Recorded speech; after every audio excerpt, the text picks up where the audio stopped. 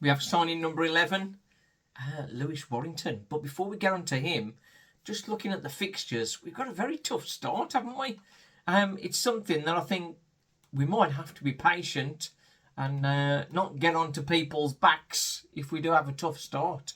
Hopefully, we'll get a win at home to Swindon on Saturday.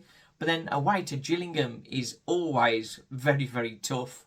Then away to Stoke in the Cup, away to Barnet, who are going to be buzzing around in the Hive Stadium, looking to make a mark. Then home to Grimsby, who are really fancied for this season. Home to Salford, who definitely not doing too bad. And then away to MK Dons, who, of course, always start the season as favourites, if that's the case. Then home to Chesterfield. So if you're going to win the league, you're going to beat the big teams. And we've got lots of tough challenges to start the season. Right then, but now, our new signing. Walsall have signing number 11 through the door. And that is Lewis Warrington from Leyton Orient. He's a former Everton youngster. Spent some time there. Even got a game in the Premier League. How about that? What do you know about Lewis? 6 foot, 22. Played a lot of games for a youngster. 100 appearances in all competitions. So that's pretty good. Spent some time on loans with Tranmere, 17 games in League 2. Fleetwood, a whole season in League 1. That has got to help. A couple of games in the Championship for Plymouth. That didn't sort of work out for him. After Leyton Orient had signed him, he had 8 games in League 1. That was last season. But didn't really sort of bed himself in, I don't think, in their team. Hence, while they were looking to send him out on loan, he went on loan to Salford when Osama Ashley got injured. Osama Ashley was the standout player for Salford last season, and a big miss when he got injured. Lewis Warrington came in, and they sort of expected him to sort of pick up where Osama had left off, which was a big ask. He did okay. I've had a message from Danny from One Up Front, which is the Salford podcast, and he's not particularly critical of him, but not sort of mega complimentary either. He did say that he's best when he's got somebody alongside him, which, depending on the midfield format Walsall use, he may be on his own, but our midfield is fairly compact and gets around a lot. So I think he'll have people around him. As for experience around him, he's going to have Aidan Flint behind him. So that should help his guidance and help his development, having him. Danny was saying he likes his sideward passes. But in that position, if he's keeping possession, he's quite useful on the ball. He gets around very tigerish, winning the ball. If he gets on the ball and then lays it off without being over challenging, then that's what we want, isn't it? Want players who can keep the ball, particularly in that part of the pitch.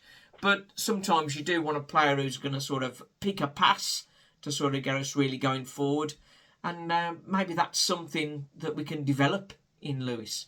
He's signed on a 2-year contract, so if he has a good season with us, he could be looking to move up the leagues with us, hopefully. So I think it's a good addition. We did need another CDM. Romain Sawyers, I don't think was the answer. I don't think he was mobile enough. Lewis perhaps is not the quickest, but not as slow as Romain Sawyers would be, and far more energy than Romain Sawyers. So I think it's a good addition. I think he'll share minutes with Brandon Comley. I think they'll both be getting minutes. What was a real takeoff for him at Salford, in the one game he scored, it was a bit of a screamer apparently, I haven't seen it, And after that, his level sort of stepped up massively. So maybe a bit of a confidence player.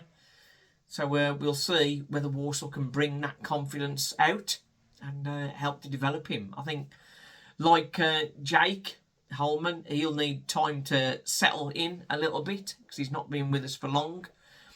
So might need a bit of time. So maybe we start off with Comley and sort of drip him in. He did play against us last season in the game against Salford. We played 2-2. He played the first half and they were 1-0 up at that point. He went off at half time and then we got our equaliser, which, if you recall, Ethan Wheatley went off with a bit of a sulk. Danny Johnson came on and got the end of 2 chances.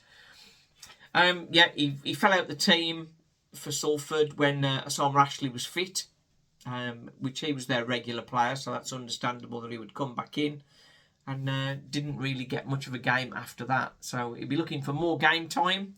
But at 22, to have had so many games under his belt, it's a real benefit. If we were to compare him to Rico Brown, for example, Rico Brown's only 21, but he's only played 22 games. Harrison Burke's only played 20 games. So he's quite experienced in that respect for a relatively young player. So I think it's another one of those that Walsall can develop and may sell for a profit. It did say 2-year contract. It didn't say with an option of a 3rd year, but that generally is something they've been including. So maybe that's just an omission in the communication from the club. I don't know. Maybe it is just 2 years. We look forward to Saturday. Come on, let's get behind the lads and gotta hold firm whatever happens. It's going to be a bumper attendance, over 7,500. So great atmosphere in there. Can Elvis and Stuttle do the magic? I think so. My prediction, 2-0.